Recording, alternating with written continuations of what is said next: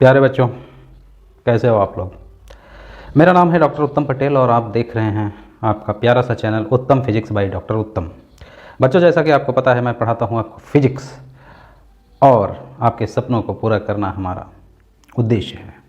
तो बच्चों, chapter Newton's law of motion हमने पीछे के 5-6 वीडियो 5-6 वीडियोज़ लेक्चर देख चुके हैं और उसी के सिलसिले में हम आगे बढ़ेंगे। और उसमें क्वेश्चन का जो पिटारा, जैसा कि मैं बताता हूं कि मैं अपने हर वीडियो के लास्ट में एक क्वेश्चन कलेक्शन ऑफ कलेक्शंस बोले तो जो प्रीवियस 30-40 ईयर्स में जो भी आए हुए एग्जाम्स के क्वेश्चंस हैं उनको हम आपको पूरी तरह से सॉल्व कराते हैं, क्योंकि जो क्वेश्चन आए हुए हैं, जिस तरह का एक ट्रेंड होता है, उसी टाइप के क्वेश्चंस हमेशा आने की पॉसिबिलिटी रहती है।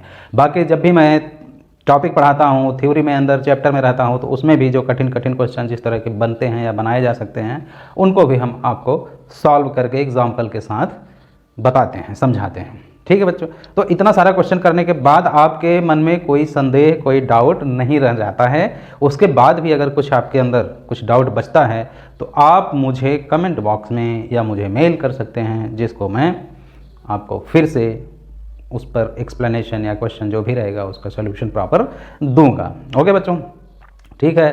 तो न्यूटन्स लॉ ऑफ मोशन में मैंने सारी चीज़ें ऑलमोस्ट ख़त्म कर दी हैं। उसमें एक पार्ट बचा है जो थोड़ा सा, वो मैं सोच रहा हूँ कि थोड़ा सा हल्का सा बता दूँ। मोमेंटम के बारे में मैंने आपको बता दिया। अभी क्या है कि कंजर्वेशन ऑफ मोमेंटम, कंजर्वेशन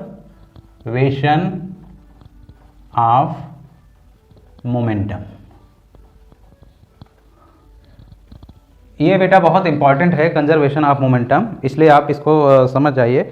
होता क्या है कि एक्चुअली कंजर्वेशन ऑफ मोमेंटम भी न्यूटन्स थर्ड लॉ ही है, क्योंकि आपको पता है कि मोमेंटम, कोई बॉडी है v वेलोसिटी से जा रही है तो उसका मोमेंटम जो होता है p क्या होता है, mv के बराबर होता है। ठीक है बेटा। तो हमें पता है कि किसी में मोमेंटम चेंज अगर करते हैं तो वहां पे एक फोर्स लगता है। क्या लगता है बेटा? फोर्स, जिसको हम चेंज इन मोमेंटम अगर बोले डेल्टा p बोलें। ठीक है, तो अगर डेल्टा t टाइम तक चेंज होता है तो वहां पे एक फोर्स लग जाता है, या इसको हम शॉर्टकट में ऐसे dp/dt बोलते हैं। ठीक है, इस इक्वेशन में अगर कोई बोले F बराबर, यहाँ पे कोई अगर बोले F बराबर 0, तो इसका मतलब dp/dt क्या हुआ? 0 हुआ, यानी कि मोमेंटम में कोई चेंज नहीं होगा, नो चेंज इन मोमेंटम, यानी डेल्टा p बराबर 0, डेल्टा p या dp बराबर 0, no change in momentum in delta in p। इसका मतलब क्या हुआ कि मोमेंटम जो भी रहेगा वो कंजर्व रहेगा। कंजर्व का मतलब क्या हुआ? मतलब इसका ये है कि जैसे अगर कोई फोर्स,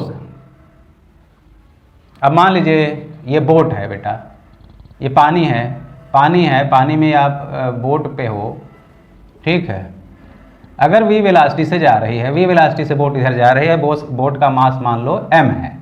ठीक है, बोट का मास m है। ओके, बाहरी कोई फोर्स नहीं है, अपने आप से ये जा रही है।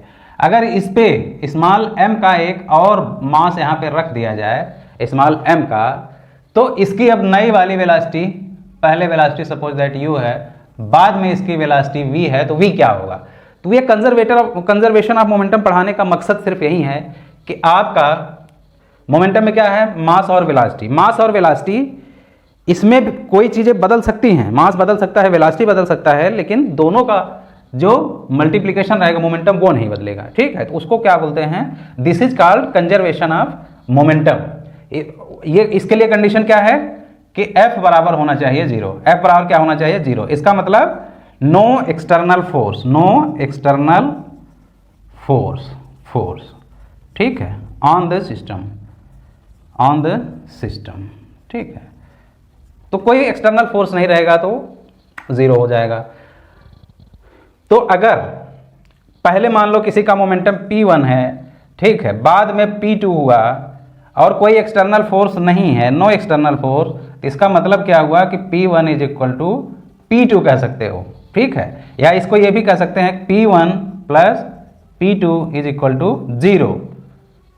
P1 प्लस P2, ठीक है।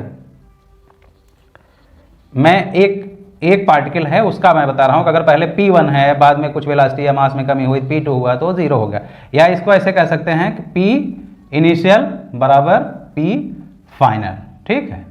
ये होता है जब एक्सटर्नल फोर्स 0 होता है, मतलब जो भी। और इस तरह से कोई सिस्टम है, सपोज दैट मैं इसको बता दूं, इसको अभी बताता हूं। सिस्टम है, इसमें 2-3 पार्टिकल हैं, ऐसे मान लो इसका M1 है, इसका M2 है, इसका M3 है, इसका M4 है, V1, V2, V3, V4।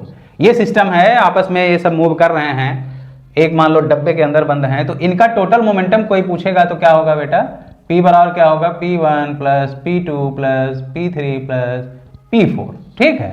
अब इसमें से किसी का वेलोसिटी अगर चेंज कर, इसको और क्या लिख सकते हो, M1 V1 plus M2 V2 plus M3 V3, इस तरह से, ठीक है। ये होगा मोमेंटम।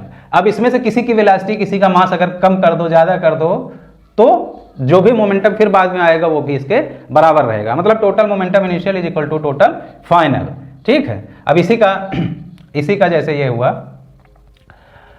अब ये मान लो पहले टोटल मास इसका जो है बोट का कैपिटल M है, वेलोसिटी u है। अभी इस पे से मान लो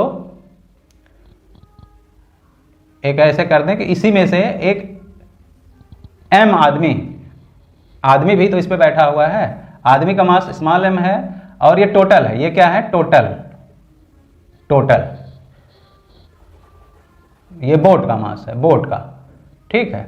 अब कोई कहे कि इसमें से आदमी अगर जंप करके, बोट पर से आदमी जंप करके पानी में कूद गया, अब बोट की वेलोसिटी क्या होगी, तो क्या करोगे बेटा, तो इनिशियल मोमेंटम क्या हुआ, P इनिशियल क्या करोगे, P इनिशियल आप निकालोगे PI, तो क्या लिखोगे, टोटल, पहले आदमी बैठा है इस पे, यानी कि M प्लस M, ये और इनिशियल वेलोसिटी u है, ठीक है। जब इस पे से आदमी जंप करके कूद जाएगा तो फाइनल मोमेंटम क्या होगा, P फाइनल, PF अगर लिखें तो क्या लिखेंगे, अब जो मास बचा वो निकल गया, तो मास कितना बचा, M माइनस M, ठीक है। ये पहले ये M प्लस M था, अब M माइनस M हुआ, सॉरी M हुआ, वो तो निकल गया, बोट का मास खाली बचा, ठीक है, M, और वेलोसिटी हमें नहीं पता, V, velocity suppose that V है। तो हमने क्या बताया, चेंज इन मोमेंटम क्या होना चाहिए, कोई बाहरी फोर्स लगा नहीं, इसी पे बैठा था, इसी से जंप करके निकल गया, तो हमारा क्या आया, P initial is equal to P final, यानी कि M, यहाँ हम लिख दे M प्लस M, U बराबर M V। तो यहाँ से V निकाल लोगे, क्या निकाल लोगे, V बराबर M प्लस M U बटे M, ठीक है बेटा, ये हो जाएगा।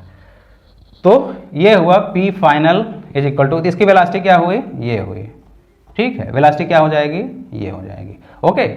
तो इसको P final minus P initial कर सकते हो, या यानी कि P final minus change in momentum हमेशा क्या लिखते हैं हम लोग, पहले ही मैं बताया था, चेंज इन मोमेंटम क्या होता है, P final minus P initial. तो यहाँ पे एक्सटर्नल फोर्स अगर जीरो है तो चेंज इन मोमेंटम 0 होगा, P final minus P initial करोगे तो 0 ही आएगा, यानी P initial is equal to P final के बराबर होगा। अब यहाँ पे एक चीज़ और देख लो, यहाँ से क्या निकल के आया, मतलब क्या आया, यानी दो पार्टिकल, कोई पार्टिकल है, उसका पहले मास M है, वेलोसिटी V1 है, बाद में M हुआ, वेलोसिटी V2 हुआ, ठीक है। तो इसको क्या कर सकते हो, मोमेंटम कंजर्व है, ठीक है। वेलोसिटी मान लो चेंज हुआ तो क्या होगा, मोमेंटम भी चेंज हो जाएगा, लेकिन एक्सटर्नल फोर्स कोई नहीं है। इसको मान लो डिफरेंशिएट करोगे तो M dV1 बाई dt, ठीक है, बराबर M dV2 बाई dt, ठीक है। तो dV बाई dt क्या हो जाएगा, M A1 बराबर M A2, ठीक है, ओके बेटा। तो एक तरह से क्या हुआ, मैंने क्या बोला था, टोटल मोमेंटम, ये एक तरह से फोर्स हुआ, F बराबर F1 बराबर F2, ये एक तरह से क्या हुआ, फोर्स ही तो हुआ, लेकिन डायरेक्शन क्या रहेगा, उल्टा रहेगा। ये अगर इसको एक्शन फोर्स बोलें तो ये क्या हुआ, रिएक्शन फोर्स, यानी कि मोमेंटम कंजर्वेशन क्या हुआ, एक तरह से एक्शन रिएक्शन फोर्स है, क्या है, एक्शन रिएक्शन फोर्स है, ठीक। तो सिंपल, एकदम सिंपल लैंग्वेज में आप समझ लिए कि momentum, conservation of momentum is a third law of Newton's law, Newton's third law of motion, that is action and reaction. ठीक है, कोई एक्सटर्नल फोर्स नहीं है तो उस पर मोमेंटम कंजर्व रहेगा।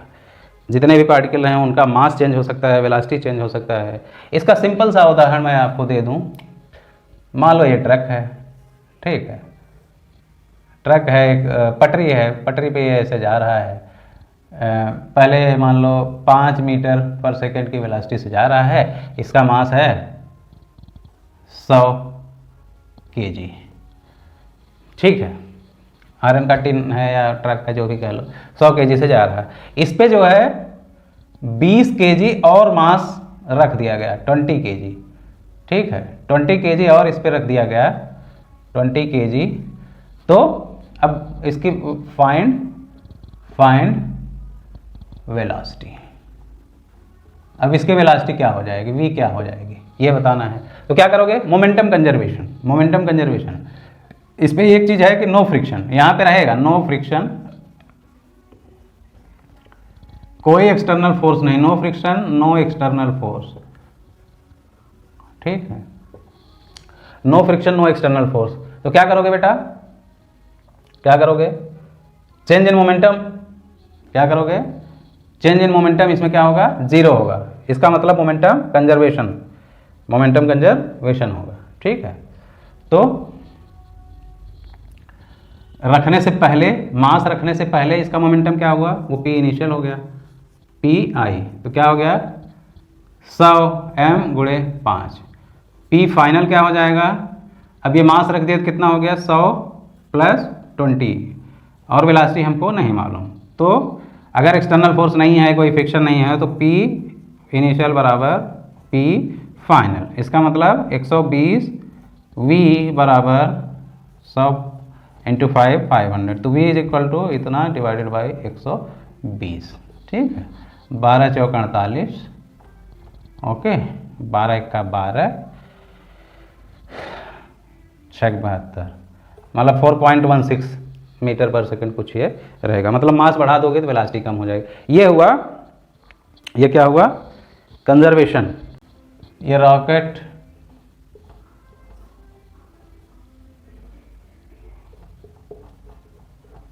जो प्रोपल्सन होता है, इसके अंदर फ्यूल भरा होता है, ईंधन जिसको बोलते हैं, ठीक है, वो भरा होता है और प्लस इसका मास होता है। ये फ्यूल बहुत तेजी से v वेलोसिटी से नीचे की तरफ निकलता है, ठीक है, तो v वेलोसिटी से निकलता है और एक अमाउंट फ्यूल का हर सेकंड में इतना केजी जो है फ्यूल जल रहा है, वो जलता है, जिसकी वजह से बहुत तेजी से ये ऊपर जाता है। तो इस पर अगर कोई फोर्स बोले तो मैंने क्या बोला, मोमेंटम एक तरह से momentum conservation, P initial P final, यानी एक तरह से एक्शन रिएक्शन का फोर्स ही है। अब जैसे इसका मोमेंटम, अगर इसका रॉकेट, ये जो ईंधन निकल रहा है v वेलोसिटी से निकलेगा, v वेलोसिटी से निकल रहा है, फ्यूल v वेलोसिटी से निकल रहा है, ठीक है,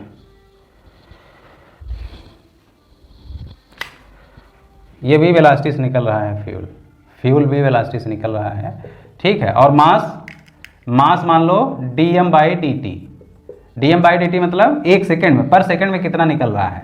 एक तरह से इसका अगर इस पे अगर कोई पूछता, ठीक है, इसका कोई पूछता फोर्स, ये इस पे एक तरह से ये भी मोमेंटम कंजर्वेशन पे ही बेस्ड है, ठीक है। अब इसकी वेलोसिटी, इसका मोमेंटम क्या होगा, m dm बाई v, ठीक है, v इंटू डी एम, ये मोमेंटम हुआ जो निकल रहा है उसका वो, ठीक है, और रॉकेट का मोमेंटम क्या हो जाएगा, mu। तो रॉकेट की वेलोसिटी कोई पूछे तो वेलोसिटी जो है डी इसके टर्म में निकाल सकते हो, लेकिन अब क्योंकि ये एक सेकेंड में इतना ये निकल रहा है, इतना, तो क्योंकि एक सेकेंड में जो निकल रहा है, तो यहाँ पे हम फोर्स अगर पूछें, एक तरह से एक्शन रिएक्शन, अगर इसको डिफ्रेंशिएट टाइम से डिफ्रेंशिएट कर दिए तो क्या हो गया, टाइम से डिफ्रेंशिएट कर v into d m by d t is equal to m du by d t, ठीक है, ये m मतलब रॉकेट का है m। ठीक, एक तरह से ये क्या हो गया, ये रॉकेट का एक्सेलरेशन, रॉकेट किधर जाएगा, इधर जाएगा, और ये किधर जा रहा है, नीचे जा रहा है। तो ये रॉकेट का एक्सेलरेशन हो जाएगा और ये जो है नीचे का। तो dm बाई dt एक तरह से क्या हुआ, v into d m delta p हुआ। तो क्या हुआ, delta p by dp by dt, dp by dt ये हुआ f के बराबर, इसके बराबर हो गया, ये f हुआ। तो ठीक है, तो जो इसको आप थ्रस्ट बोलते हैं, थ्रस्ट फोर्स m, ठीक है, m a बोलो या m du बाई dt बोलो, ये किसके बराबर हो जाएगा, v into d m by d t. मतलब पर केजी ये कितना निकल रहा है और उसकी वेलोसिटी, किस वेलोसिटी से ये फ्यूल निकल रहा है, तो उसके अकॉर्डिंग ऊपर इतना फोर्स लगेगा रॉकेट पे। अगर इसका मास अगर हम m पता है तो mg माइनस होगा, ठीक है, तो F बराबर mg माइनस होगा। लेकिन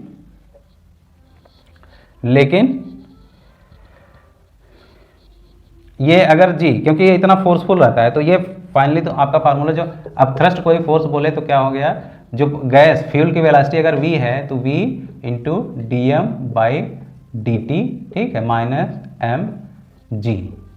अब थ्रस्ट फोर्स की जगह क्या लिख सकते हो, इसका एक्सेलरेशन अगर है तो एक्सेलरेशन तो एम ए लिख सकते हो, तो ये हो जाएगा। तो इसमें बहुत कठिन क्वेश्चन नहीं आते हैं, इसमें यह आता है कि अगर g नेग्लिजिबल है, g नेग्लिजिबल है, नेग्लिजिबल का मतलब इतना तेज ये चलता है कि g की वैल्यू उतना उसमें नहीं होता, तो सीधा सीधा अब थ्रस्ट फोर्स जो है क्या हो जाएगा, v d m by d t, बस, ठीक है, ये होता है।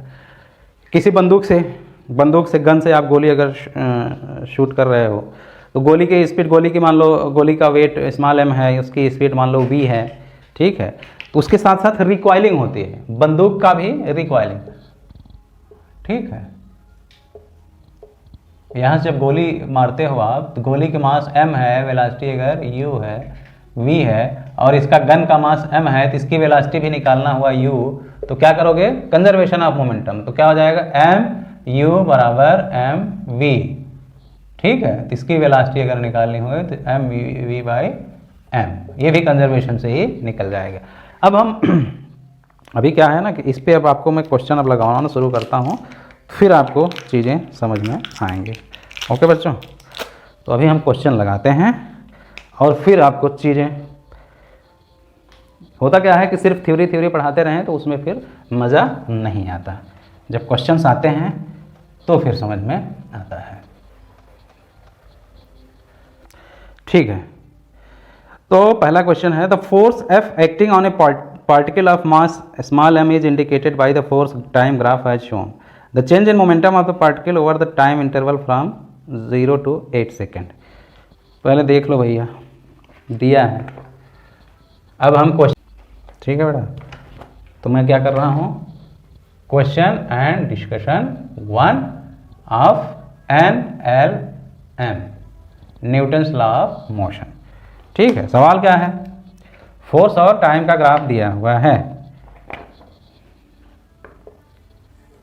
फोर्स और टाइम का ग्राफ दिया हुआ है, 0 6 नीचे -3 फिर 8, 0 से जाता है, ये 6 है, इधर कहीं 3 है, 0 6 गया, फिर ये -3 है, ये यहाँ पे 2 है,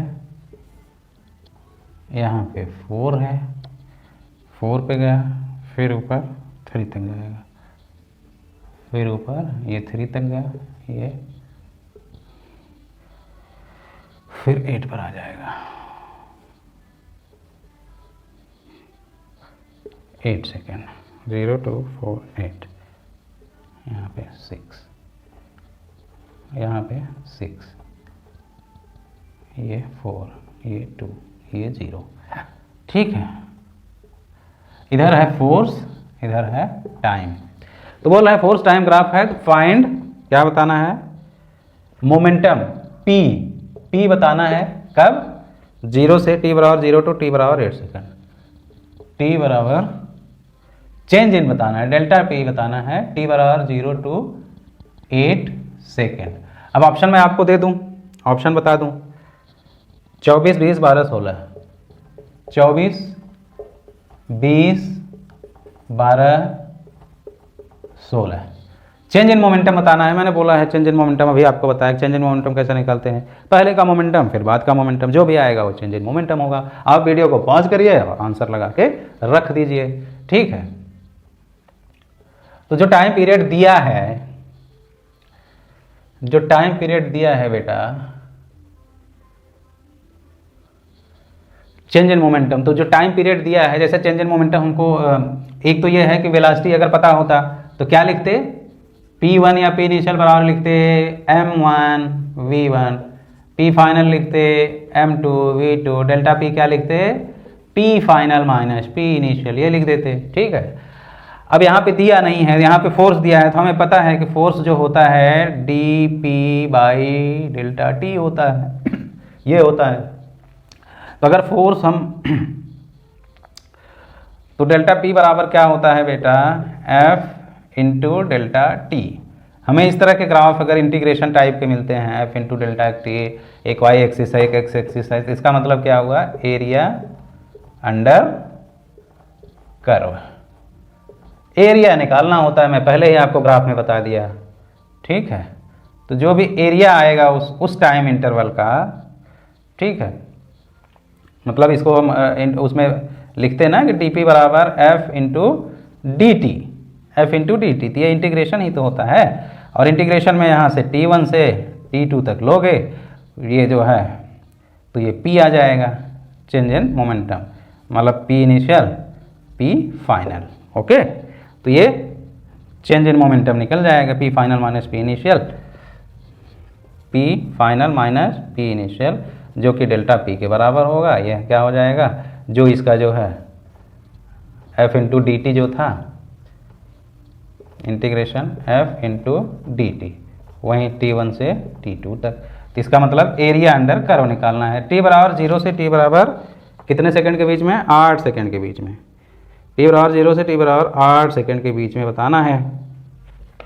तो टोटल एरिया निकाल लो बेटा, 0 ये है, ठीक है, 0 ये है, तो टोटल एरिया, इसका एरिया, इसका, अच्छा ये फोर्स या मोमेंटम ये सब वेक्टर क्वांटिटी हैं, तो हमको प्लस माइनस सबका ध्यान रखना पड़ेगा, ठीक है। इसका एरिया नहीं निकालोगे क्या, ये राइट एंगल ट्रायंगल हुआ, ठीक है, ये 2 है, ये 6 है, कितना हो गया, 1/2 गुणे 2।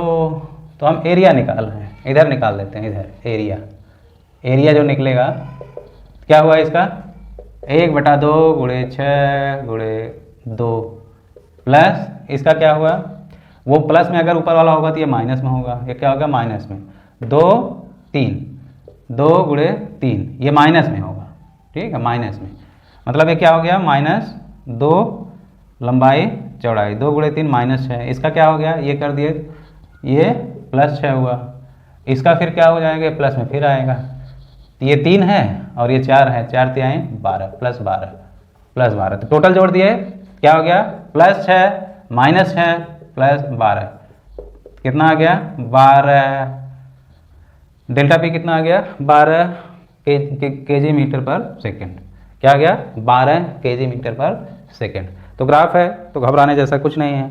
इंटीग्रेशन अगर मल्टीप्लिकेशन में आता है, इंटीग्रेशन में आता है, तो हम एरिया अंडर कर्व निकालते हैं, और अगर यहीं डिफरेंशिएशन में आता है तो हम क्या निकालते हैं, स्लोप निकालते हैं, ग्राफ का स्लोप निकालते हैं, ठीक है बेटा, कोई दिक्कत कोई परेशानी नहीं होनी चाहिए।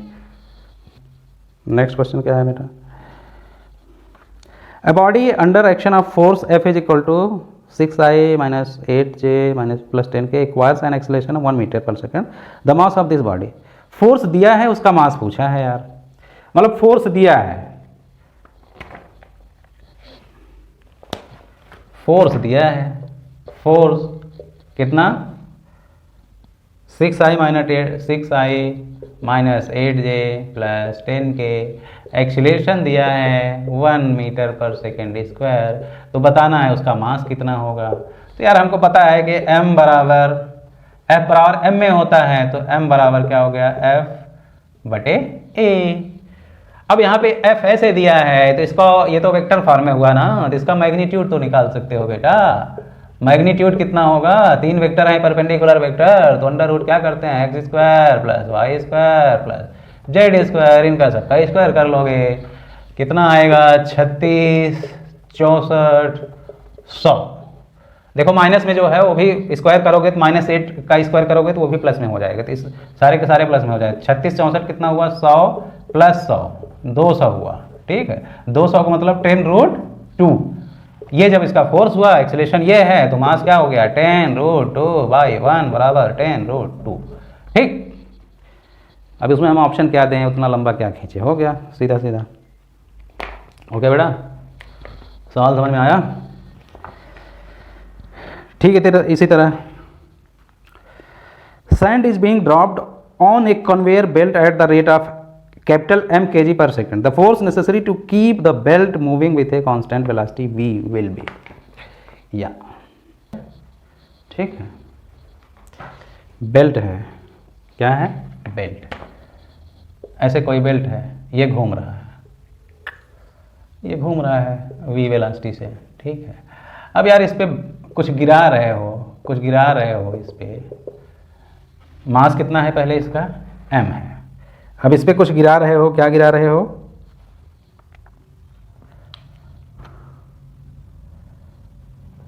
बीइंग ड्रॉप्ड कन्वेयर बेल्ट, जो गिरा रहे हो वो कितना निकाल रहे हो, m kg पर सेकेंड, ये गिर रहा है इस पे, ठीक है। अब ये है कि इसकी सेम वेलोसिटी मेंटेन रहे, वेलोसिटी सेम मेंटेन रहे, to maintain same velocity,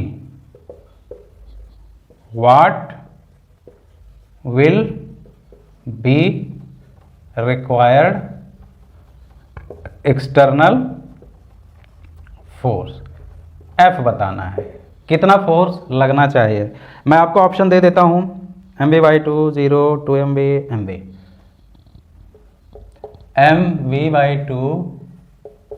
0 2 MV and 2 MV और 2 MV, ठीक। क्या करोगे, मैंने क्या बोला था, कहीं पे अगर फोर्स होगा तो वहां चेंज इन मोमेंटम होगा, फोर्स होगा तो चेंज इन मोमेंटम होगा, ठीक है। और अगर F बराबर 0 होगा तो डेल्टा P बराबर भी 0 होगा। तो यहाँ भैया बाहर से गिर रहा है तो इसका मोमेंटम चेंज होगा, मोमेंटम चेंज होगा, ओके। तो मोमेंटम चेंज होगा तो इसका इस पे फोर्स भी लगेगा, तो मोमेंटम चेंज होगा, फोर्स भी लगेगा, तो क्या होगा, तो चेंज इन मोमेंटम क्या होगा, इसका हमको अगर निकालना हुआ तो जो फोर्स लगेगा वो क्या होना चाहिए, F is equal to delta P by delta T, okay. तो 1 सेकेंड में इसका मोमेंटम कितना चेंज हो रहा है, मास कितना गिर रहा है, डेल्टा P की जगह पे हम क्या लिख सकते हैं, V, एक तो होता है कि M डेल्टा V लिखें, अगर वेलोसिटी बदल रही है मास सेम है, यहाँ पे क्या है, वेलोसिटी सेम रखना है, वेलोसिटी कांस्टेंट रखना है, मास बदल रहा है dm, ठीक है, dm लिखोगे, और नीचे dt तो है ही, dt, तो dm बाई dt तो दिया ही है, 1 सेकेंड में कितना गिर रहा है, तो कितना गिर रहा है m, तो ये v है, ये m है, dm बाई dt दिया है ना, कितना m, कैपिटल M, तो ये हो गया, वेलोसिटी ये है, तो यही तो इसका रिक्वायर्ड फोर्स है, यही इसका रिक्वायर्ड फोर्स है बेटा। मास जो गिर रहा है ये m, इसमें टाइम भी है, ये जो कैपिटल M दिया है, कैपिटल M kg पर सेकेंड, इसमें टाइम भी है, एक तरह से ये क्या हो गया, एक तरह से ये फोर्स के बराबर हो गया, ओके। समझ में आया, तो आंसर क्या हुआ, C, आंसर क्या हुआ बेटा, C। समझ में आया कि नहीं यार, देखो F बराबर क्या हुआ, F बराबर dp बाई dt, dp क्या हो सकता है, dp को 2 तरह से लिख सकते हैं, m इंटू dv लिख सकते हो, या v इंटू dm लिख सकते हो, इतना लिख सकते हो, ठीक, इतना लिख सकते हो, तो dp की जगह पे वो लिखो, जहाँ पे यहाँ पे वेलोसिटी सेम रखना है, मास चेंज हो रहा है, क्या लिखोगे, v इंटू डी एम, ये लिखोगे, और नीचे dt तो है ही, और dm बाई dt कितना मास पर सेकंड में गिर रहा है वो यहाँ पे दिया है, dm बाई dt बराबर क्या दिया है, ये m दिया है, इसकी जगह m रख दोगे तो क्या आ जाएगा, mv, इतना फोर्स आ गया। ठीक, सवाल में कोई दम नहीं है। ओके, तो यहाँ पे दिया है फोर्स दिया है बेटा, मास जो है 3 kg है, 3 kg, फोर्स दिया है 6t square plus 6t square i plus 4tj, 6t square i plus 4tj, ये फोर्स है applied on the object, then velocity of object, क्या बताना है, वेलोसिटी एट t बराबर कितना सेकेंड, 3 सेकेंड, t बराबर 3 सेकेंड पे वेलोसिटी बतानी है, लगाना शुरू कर दो। ऑप्शन है 18i 3j, 18i plus 3j, b 18i plus 6j, 18i plus 6j, c 3i 18j, 3i plus 18j, d 18i 4j, 18i plus 4j। चलो बताओ। तो यार यहाँ से एक चीज़ ये है कि हम वेलोसिटी बताना है बेटा, तो क्या करोगे, वेलोसिटी बताना है, इस तरह से दिया है t के फॉर्म में, फंक्शन t के फंक्शन में दिया है, तो हमको पहले एक्सीलरेशन निकालना पड़ेगा और फिर वेलोसिटी निकालना पड़ेगा। एक्सीलरेशन को इंटीग्रेट करोगे तो वेलोसिटी निकालना पड़ेगा। ठीक है, तो फोर्स दिया है, मास दिया है, तो एक्सीलरेशन क्या होगा यार, एक्सीलरेशन क्या होगा, तो एक्सीलरेशन a बराबर क्या हो जाएगा बेटा, f बटे m। ठीक है, तो f ये है, तो उसके बटे हम करोगे 6t square i plus 4tj। ठीक है, इसमें m कर दो, 3 से डिवाइड कर दो, कितना हो गया, 2t स्क्वायर प्लस 4/3tj। ठीक है, ये i है, ये j है। ओके, ये हो गया एक्सीलरेशन वेक्टर हो गया। अब एक्सीलरेशन हमको पता है, तो वेलोसिटी अगर कोई पूछे, हमें पता है कि a बराबर क्या होता है, dv/dt। ठीक है, तो कोई पूछे v बराबर क्या होगा, तो v बराबर क्या लिखोगे, dv बराबर a इंटू dt। तो v निकालने के लिए हमको क्या करना है, v बराबर a इंटू dt का इंटीग्रेशन, a इंटू dt का इंटीग्रेशन कर दोगे। ओके, तो कर दो, तो a कितना है, ये है 2t स्क्वायर, ठीक है, i प्लस 4/3tj। ठीक है, अब इसका क्या कर दो, dt, इंटीग्रेशन कर दिए, इसका इंटीग्रेशन कर दिए, तो करो इंटीग्रेशन, ये क्या निकल रहा है, वेलोसिटी निकल रहा है। ठीक, तो कर दो इंटीग्रेशन, तो t इसमें dt करोगे तो क्या हो जाएगा, एक पावर बढ़ेगा, t क्यूब 2t/3 हो जाएगा, 3 से डिवाइड भी करोगे, ये i हुआ प्लस 4, यहाँ t स्क्वायर हुआ, एक पावर बढ़ा तो 2 से भी डिवाइड हो जाएगा, तो 6 हो जाएगा, 6j। ठीक, अब क्या करना है, t बराबर कितने सेकंड पे बताना है, t बराबर 3 सेकंड पे, तो t की वैल्यू यहाँ रख दो, t की वैल्यू 3 रख दो, तो कितना हो गया, 2 गुणे 3 के पावर 3/3 i। ठीक है, प्लस 4 गुणे 3 के पावर 2/6। ठीक, j, तो क्या हो जाएगा, ये पावर 3 है तो पावर 2 रह गया, तो कितना हुआ, 2 3 3 9 दूनी 18i प्लस ये 3 के पावर 2 है, यहाँ 6 का मतलब 3 × 2 कर सकते हो, तो 2 से ये 2 हो गया, एक पावर चला गया, तो खाली 3 आया, तो मतलब 6j, 18i प्लस 16 नहीं 6j, 18i plus 6j, answer क्या हो गया, ये हो गया। ठीक है, ये सब सवाल में कोई दम नहीं रहता। मैंने क्या किया, सिंपल सा क्या किया, फोर्स दिया है, मास से डिवाइड करोगे, सब न्यूटन लॉ पे ही, F बराबर m में हमको पता है, सेकंड लॉ यही तो है, तो ये यहाँ से निकाल लोगे, ये मतलब मास से डिवाइड कर दिए। अब एक्सीलरेशन बताना है, एक्सीलरेशन मतलब dv/dt होता है, तो dv निकालना है, तो v निकालने के लिए इंटीग्रेट कर दोगे, फिर t जिस t पर पूछा है वो t बता दोगे, हो गया काम। चलो next question. Cricketer catches a ball of mass 150 gram with moving then the force, ये भी हो जाएगा, कोई दिक्कत नहीं है। कोई मास है, बॉल है, बॉल मैंने एग्जांपल में ही दिया था, बॉल मान लो 150 ग्राम का है, बहुत तेज़ी से जा रहा है, फिर वो आपके हाथ में 0.3 सेकंड के लिए आया, वी वेलोसिटी जा रहा है, तो कितना फोर्स लगेगा। तो यहाँ पे क्या करोगे, चेंज इन मोमेंटम, बॉल पहले इनिशियल मोमेंटम mv, बाद में 0, तो चेंज इन हो गया, उसके बाद डिवाइडेड dp बाई dt कर दोगे, कितने सेकंड के लिए कॉन्टैक्ट में, जो कि एक तरह से इम्पल्स के बराबर हुआ, इम्पल्सिव फोर्स।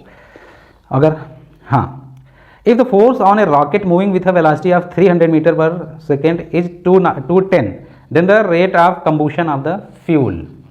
यही मैं बता रहा था रॉकेट वाला, कि रॉकेट है, ठीक है, इस पे फोर्स कितना लग रहा है, फोर्स अपथ्रस्ट फोर्स, जिसको मैं फोर्स ऑफ अपथ्रस्ट, वो कितना है 300 न्यूटन है, 210 न्यूटन है, ठीक है, ये फोर्स लग रहा है। और मूविंग विथ वेलोसिटी है 300, इसकी वेलोसिटी कितनी है, वेलोसिटी कितनी है 300 मीटर पर सेकेंड। तो बताना है कि किस रेट से dm बाई dt, किस रेट से फ्यूल जल रहा होगा, मतलब 1 सेकेंड में वो फ्यूल कितना खत्म हो रहा होगा 1 सेकेंड में, ठीक है बेटा। तो वेलोसिटी दिया है, फोर्स दिया है, तो मैंने क्या बताया, force is equal to v into dm by dt, किस रेट से ये निकलेगा, ठीक है। तो ये वेलोसिटी जो है, फ्यूल किस रेट से निकल रहा है, ठीक है, और ये रॉकेट की वेलोसिटी है। तो हमको ये किस रेट से फ्यूल निकल रहा है ये हमको बताना है। तो ये क्या हो जाएगा, dm बाई dt अगर निकालना हुआ तो क्या हो जाएगा, f बाई v, क्या हो गया, f कितना है बेटा 210 बटे 300, 1 0 से गया 3 से 21, ये 10 आया, 0.7 kg पर सेकेंड, ठीक है, इसमें कोई दम नहीं है, ठीक है। A bullet is fired from, next question, a bullet is fired from a gun, the force on the bullet is given by F is equal to 600 minus 2 into 10 to power 5 t, whereas F is Newton t in second. The force on the bullet becomes 0 as soon as it leaves the barrel. What is the average impulse imparted to the bullet? ठीक, देखो gun है, gun है, ठीक है, तो gun पे जो force लग रहा है, the force on the bullet, तो गन में से जो बुलेट निकल रहा है, बुलेट पे फोर्स कैसे लग रहा है, 600 minus 2 into 10 to power 5 t, 2 into 10 to power 5 t, ठीक है, ये लग रहा है। The force on the bullet becomes 0 as soon as leaves the barrel, गोली जैसे ही बंदूक से, गन से बुलेट बाहर निकलेगी उस पर फोर्स 0 हो जाएगा। What is the average impulse, average impulse, impulse average, I average बताना है, ठीक है, इम्पॉर्टेड ऑन बुलेट, बुलेट पे कितना एवरेज इम्पल्स लगेगा ये बताना है। ऑप्शन देख लो, ठीक है, 9 0 1.8 0.9, 9 0 1.8 0.9 न्यूटन, ठीक है। इम्पल्स क्वेश्चन अच्छा है, वीडियो को पॉज करो और लगा लो। इम्पल्स क्या होता है बेटा, इम्पल्स यही जो फोर्स है ना वही होता है, डेल्टा। इम्पल्स पहली बात क्या होता है, इम्पल्स होता है डेल्टा पी, इम्पल्स क्या होता है डेल्टा पी, ठीक है। अच्छा ये क्या पूछा, impulse on the bullet, impulse on the bullet. तो इम्पल्स का मतलब क्या होता है, चेंज इन मोमेंटम, आई क्या होता है, चेंज इन मोमेंटम। इन सब का यूनिट पता है आपको क्या, न्यूटन पर सेकंड रहेगा, न्यूटन पर सेकंड इन सब का। और डेल्टा पी का मतलब क्या होता है बेटा, Newton second, sorry Newton into second, Newton second. तो डेल्टा पी बराबर क्या होता है, एफ इंटू डेल्टा टी, यही तो होता है। या इसको हम डी पी बोले, डी पी बराबर एफ इंटू डी टी, यही इम्पल्स है, यही हमको निकालना है। एफ दिया है, एफ दिया है 600 माइनस 2 गुणे 10 के पावर 5 इंटू टी, इसमें डी टी कर दो, इंटीग्रेट कर दो, वहीं आपका इम्पल्स हो जाएगा। ठीक है, तो कर दो इंटीग्रेट, तो कितना हो गया 600 टी हो गया माइनस 2 गुणे 10 के पावर 5 है ही, एक टी से ये तो टी स्क्वायर हो जाएगा, तो 2 से टी का डिवीजन भी करना पड़ेगा। ठीक है, ठीक है बेटा, ये इम्पल्स हुआ आपका, इम्पल्स ये हुआ। अब कंडीशन क्या दिया है कि जब बुलेट निकलता है एज शोन एज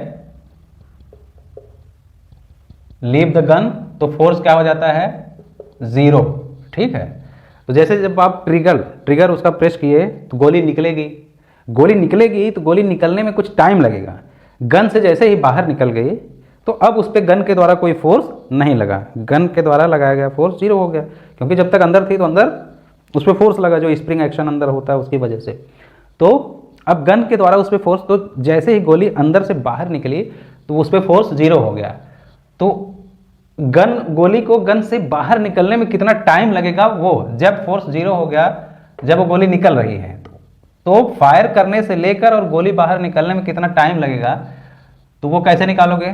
तो अभी फोर्स जब जैसे ही गोली निकली बाहर तब फोर्स क्या हो गया 0 हो गया, तो ये टाइम यहाँ से निकाल सकते हो। तो टाइम यहाँ से निकालना हुआ तो टी बराबर क्या करोगे, ये उधर जाएगा माइनस 600 हुआ और डिवाइडेड बाई ये माइनस 2 इंटू 10 टू पावर 5, तो माइनस माइनस से तो ये हो गया, तो ये एक तरह से क्या आ गया, टी कितना आ गया, टी कितना आ गया, इसमें भाग दे दीजिए 300 गुणे 10 टू पावर माइनस 5, इसको ऊपर कर लिए माइनस 5 को, तो 2 से और 2 0 कट गया, तो क्या हो गया 3 इंटू 10 टू पावर माइनस 3। इतना सेकेंड लगेगा, सोचो, यानी 0.003 सेकेंड, 0.003 सेकेंड, यानी बहुत कम टाइम लगा, 0.003 सेकेंड। इतने सेकेंड में ये बाहर निकल जाएगा। तो इतना सेकेंड में जो इम्पल्स आया वही इम्पल्स आपको बताना है। तो टी की वैल्यू क्या रख दो, इतना रख दो 0.003। ठीक है, यही टी की वैल्यू आपको रखना है, तो रख दो 0.003 या 3 इंटू 10 टू पावर माइनस 3, तो रख दो, तो रखो। तो ये हो गया 600 into 3 into 10 to power minus 3 minus 2 into 10 to power 5 into 3 into 10 to power minus 3 का यहाँ स्क्वायर है, ये टी स्क्वायर है ना, स्क्वायर, ओके, और बटे 2 है ये। अब इसको सॉल्व कर लो, इधर का करोगे तो कितना हो गया बेटा, इधर का करोगे तो कितना हो गया 6 3 18, 1800 गुणे 10 टू पावर माइनस 3। ठीक है, तो 1.8 हो गया, 1.8 हो गया। इधर का 2 से 2 गया, 3 3 9, ठीक है, 10 टू पावर 5 गुणे 9 गुणे 10 टू पावर माइनस 6, तो 5 में से 6 गया तो कितना हो गया 0.9, 5 गया तो ये 0.1 आया, ये क्या आया 10 पावर -1 का इसमें करोगे तो 0.2 हो जाएगा, 0.9, तो ये हो गया, तो क्या हो गया 1.8 माइनस 0.9 कितना हो गया 0.9, आंसर हो गया 0.9 न्यूटन सेकेंड। समझ गए। तो एवरेज इम्पल्स क्या हुआ, हमें यहाँ पे ट्रिक क्या था कि फोर्स जो लग रहा है 600 माइनस इतना लग रहा है, जैसे ही बुलेट बंदूक को से बाहर निकलती है फोर्स 0 हो जाता है। तो वो टाइम हमको, क्योंकि यहाँ इम्पल्स का ये इम्पल्स आप F इंटू डी टी कर दिए, इम्पल्स में T तो आ गया, अब वो टाइम हमको पता करना पड़ेगा कितने टाइम तक वो बुलेट निकल रही है, वो टाइम कैसे निकला, इसको F बराबर 0 कर दिया तो यहाँ से T की वैल्यू निकल गई और वहीं T की वैल्यू यहाँ रख दिए, तो आपका आंसर आ गया, आपका आंसर आ गया। ठीक है, अच्छा,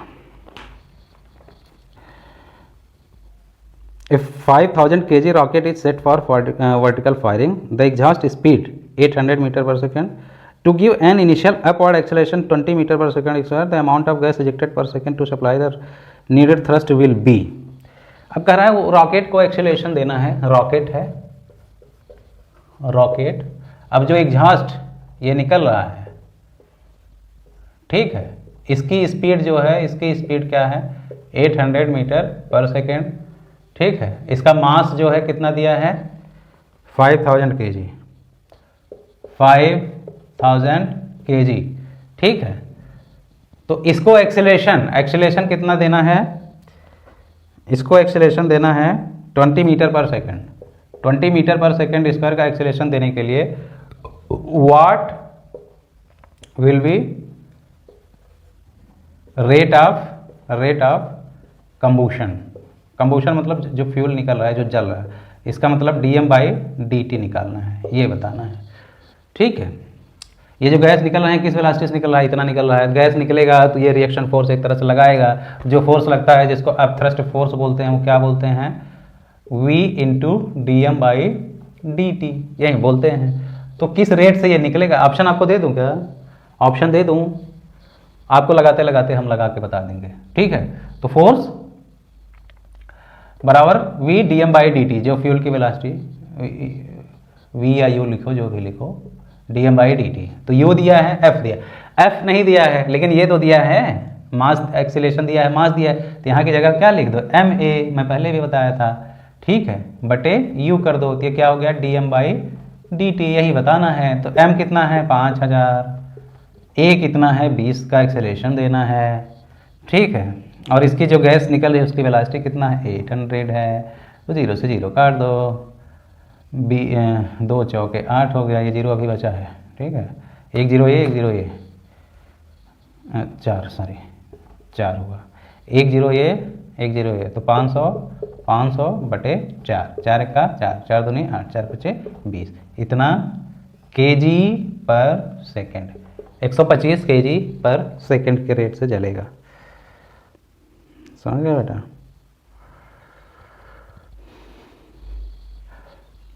अब उसका वेट दिया है यहाँ पे, एक्चुअली क्या है, मैंने क्या बोला था कि जो फोर्स होगा अगर उसका नेग्लिजिबल नहीं मान रहे हो तो -mg भी करोगे, -mg भी करोगे।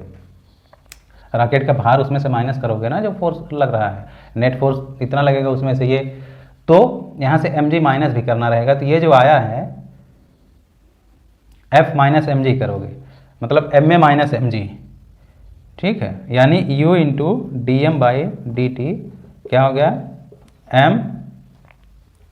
ma प्लस हो जाएगा, सॉरी, कोई चीज़ ऊपर जाती है तो एक्सेलरेशन क्या हो जाता है, इफेक्टिव एक्सेलरेशन ये हो जाता है ना a + g, तो a + g हो जाएगा। तो ये 5000 है ही m, और a कितना है 20 प्लस g का मान 10, 30 हो गया। तो 5000 गुणे 30, जहाँ मैंने 20 किया था वहाँ क्या कर देंगे 30, ये, और अब dm/dt निकालना हुआ तो इसके बटे अपना 800 करोगे, तो डिवाइड करो इसको, तो क्या हो जाएगा 0 0 गया, 0 0 गया, 5 3 1500 बटे 8, 1500 बटे 8 कितना हुआ, 8 का 8, 8 7 15, 8 7 56, 8 28 64, ठीक है 64, फिर 6 60, 8 7 56, समझ गए, फिर 8 5 40, 187.5, 187.5, ये है आंसर, ये है आंसर, ठीक है बेटा। तो ऐसा कोई वो नहीं है।